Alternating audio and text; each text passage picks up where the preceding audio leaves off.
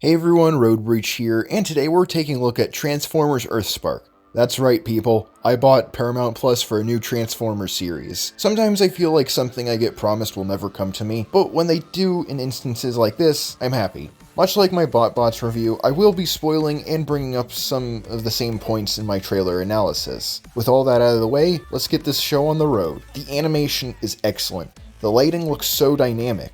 Whatever lighting engine they used for this show is very good. The way the robots' eyes reflect off of their faces looks pretty cool too. The character designs are pretty good across the board as well. Many recognizable characters are given modern designs that go with their new vehicle modes. Bumblebee may just have my favorite design from the legacy characters. The new bots, Twitch and Thrash, also have pretty good designs. Optimus's design has kinda grown on me. His long face and strong cheekbones could be off-putting to many fans though. Another thing that could be pretty off-putting to many fans of G1 is they made Skywarp and Rumble female.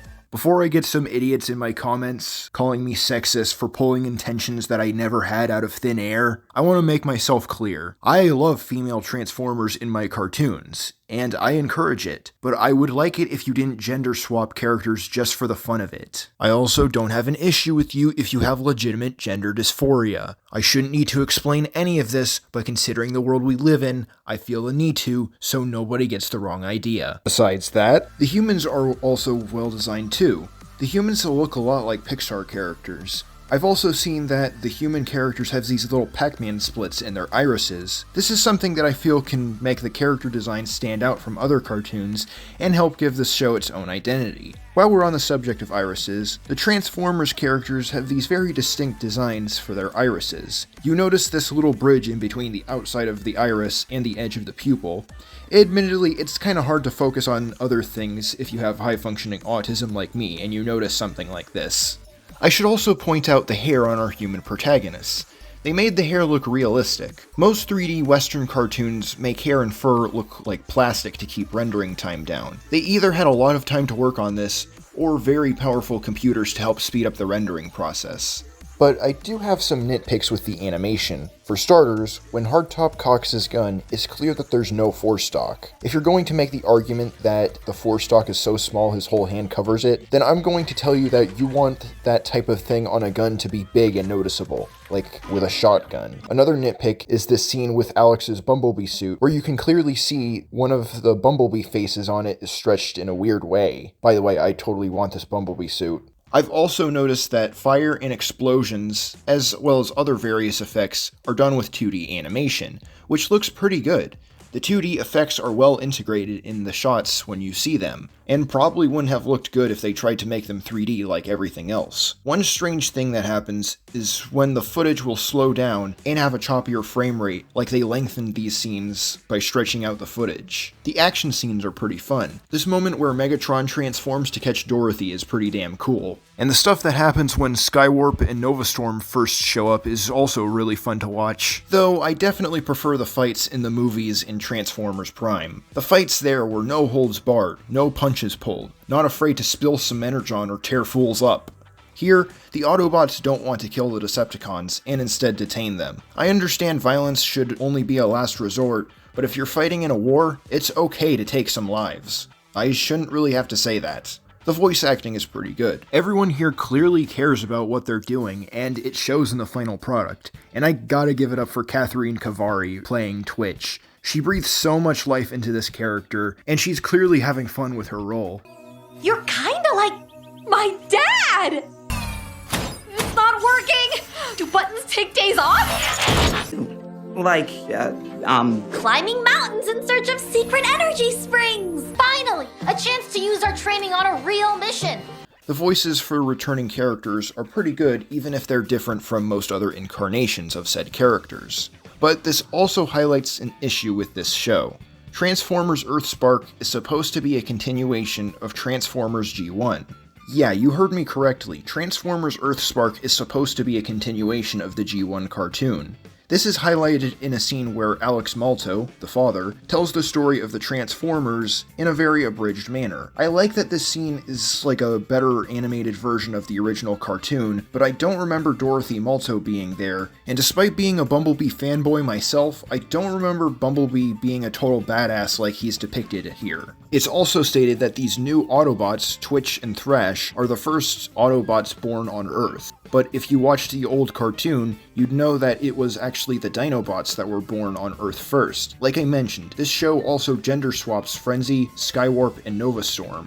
And of course Frenzy isn't colored correctly, despite this being a continuation of G1. The 86 Transformers movie is also something to take into consideration. Not only did Megatron become Galvatron, but Optimus died and Hot Rod became the leader of the Autobots. There's also the fact that Hardtop is Swindle's brother. But since when? Swindle is supposed to be a Combaticon. If anything, Brawl should be his brother. Remember when Starscream brought the Combaticons to life in the old cartoon? I do, and I don't remember a damn thing about Hardtop being in the original cartoon if he was there. As for Spike, his last name is used as the town the Maltos moved to. This revisionism could come off as incredibly off-putting to fans of G1, and using the style of the old cartoon while not understanding the continuity could come off as disrespectful in some cases. But let's ignore that aspect for a little while. Is the series good on its own merits if you judge it as a standalone product? Well, let's examine that. The story is set after the Great War. The Autobots work alongside an agency called Ghost that's meant to detain Decepticons and strengthen the relationship between Autobots and humans. At the same time, the Maltos have moved to Witwicky, and Robbie isn't handling it too well, because of the weak Wi-Fi and not being able to talk to his old friends back in Philadelphia. Robbie is so distraught about the move that he wants to move back to Philadelphia on his bike. Robbie gets stopped when Moe's bike chain pops off, while chasing after Robbie. Before Robbie can fix the bike chain, a ghost convoy and a group of arachnomechs come onto the bridge they're on, and they need to jump off the bridge. Yeah, I was stupid enough to call these things arachnobats when they're called arachnomechs. Robbie and Moe end up finding a rock that we later learn is called the Emberstone, and it's an artifact of Quintess Prime. When Robbie and Moe touch the Emberstone, it creates Twitch and Thrash, and gives them these gauntlets that have a psychic link to them. These new friends are enough to convince Robbie to stay in Witwicky. I think if I was in this situation, this could be enough for me to stay too. The rest of the series is about Twitch and Thrash learning how to be good Autobots. The main antagonist is Dr. Meridian, and his motivation is that he believes that Cybertronians are violent beings, and thinks that exterminating them is the right thing to do for humanity. I kind of understand where he's coming from. The Transformers came to Earth, which inadvertently got humans involved in their conflict over resources. I'm sure there are more people that feel the way he does, and some people that wish Cybertronians never came to Earth at all, and don't have the same resources that Dr. Meridian does. His motives make more sense and are more understandable because his plans hinge on the fact that nobody wants to get involved in war. And not that killing off half the universe will be a good thing, because the universe is constantly expanding and will never be overpopulated no matter how much you want to argue for it. Sorry about the tangent. I also feel the need to talk about the name given to Earthborn Cybertronians. When Dr. Meridian has Twitch and Thrash in his lab, he finds that they're not the same as other Cybertronians, and dubs them Cybertronus Terrans. I personally would have gone with Earthborns, though. One thing I'm not a fan of is how they felt the need to contrive Episode 3. Twitch and Thrash are having problems transforming when they didn't have these problems in the first 2 episodes. They seem to have had a perfect understanding of transforming prior to this, but now they can't do it for the sake of dramatic tension, which doesn't work when it doesn't line up with what's been established. The writing is pretty hit or miss here. There are moments like not remembering what it's like to transform, Earthborn Cybertronians need water instead of energon, or sticks being enough to take down arachnomechs. Other times, there are things that seem dumb like Moe and Thrash trusting Swindle, but then you realize these kids read Transformers comic books and should know better. Which is also another confusing aspect about this show. You can see that the art style between what the Transformers look like and what they look like in the comic books are very different from one another. But that's besides the point when you consider that in this universe, Transformers comic books exist, and the Transformers exist as well. So are these comic books supposed to be like biographies of their adventures? I feel like that could make the most sense considering the circumstances, but it's still very strange nonetheless. It's also established that Ghost doesn't know about Bumblebee or the Terrans, but Why? Why is it a bad thing to let them know about the Terrans and Bumblebee? It seems like telling them this information could only strengthen Cybertronian human relationships. What bad would come of letting ghosts know about them? Hiding stuff from your allies seems like it could only bring distrust among them. Because if you're hiding something from them, then why should they trust you? As for Terrans being powered by water, it's not entirely far-fetched for machines to be powered by water. I've seen this YouTube short about a man who made a water-powered car that was stolen, so Earthborn Cybertronians being powered by water isn't completely out of the question. There's also a reoccurring theme that's very noticeable in this series, and that theme is family. Alex and Dorothy take in Twitch and Thrash, and Bumblebee as their own when tensions rise. They set ground rules for them, and when new Terrans are born, they take them in as well. It seems that this series is saying that it doesn't matter if you're not of the same blood or species, and all that matters is the love you share for each other, which I think is a good message to send to viewers. Let's talk about the characters now.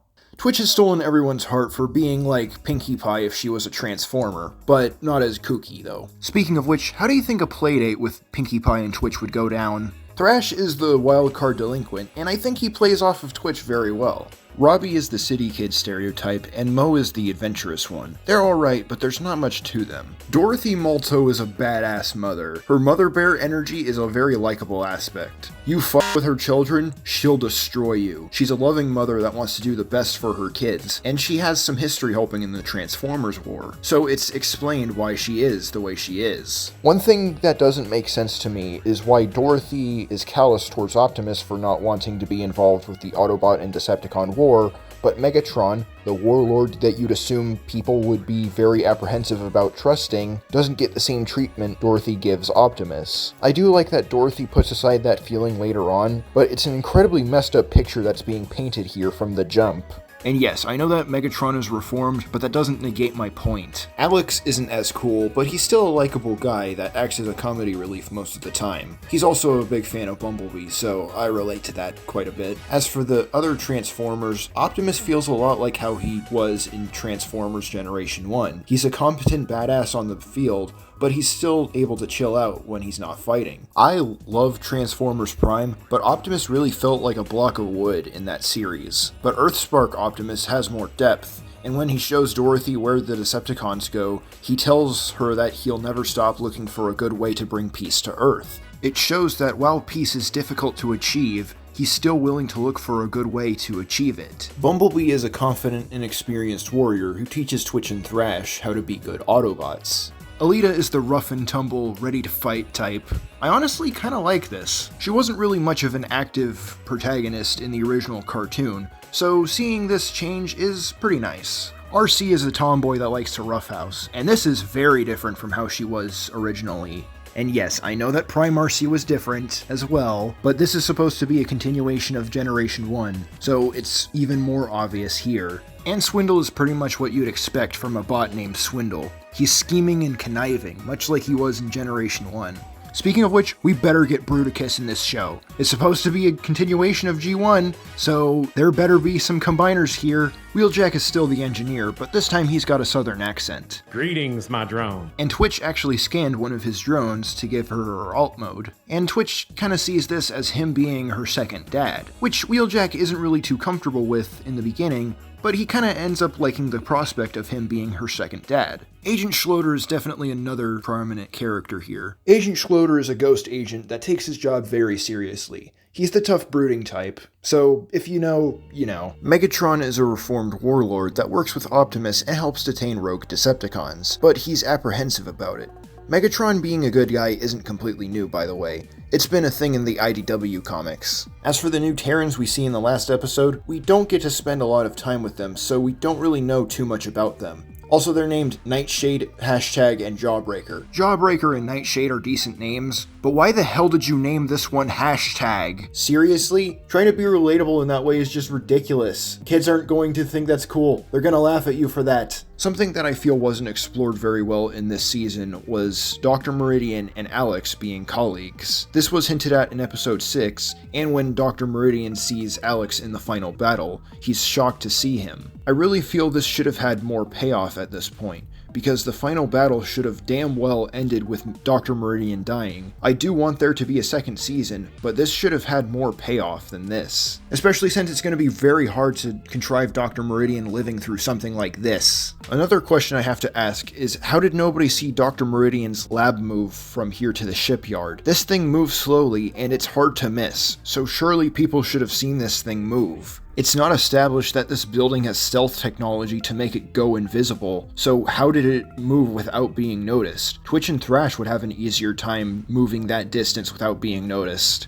Another thing that I feel is also pretty contrived is when Dorothy is trying to get out of Dr. Meridian's lab. She kills an arachnamech, and it makes purple smoke pour out of the smokestacks of the building, and Alex notices it from afar, which is the color that Alex associates with their relationship. This also poses a question about what the arachnamechs are powered by. Why does it create purple smoke? Well, it's explained that Dr. Meridian had a hand in the war, so maybe arachnamechs are powered by Energon? I guess that could be the case, because I have seen what happens to Energon when you say, oh, I don't know, shoot at it.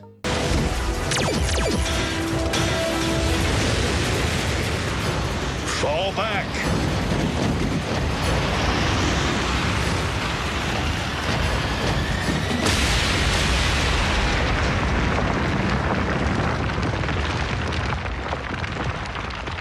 It's also lucky that Alex even sees the smoke to begin with. Now, I know I just did a bunch of complaining, but that's not the note I want to end this video on. I feel I should also bring up Episode 8. Episode 8 is where we get introduced to Soundwave, and we see that he's able to disrupt the wall of his cell to let Ravage through, and we learn that Starscream was behind what he did throughout the episode.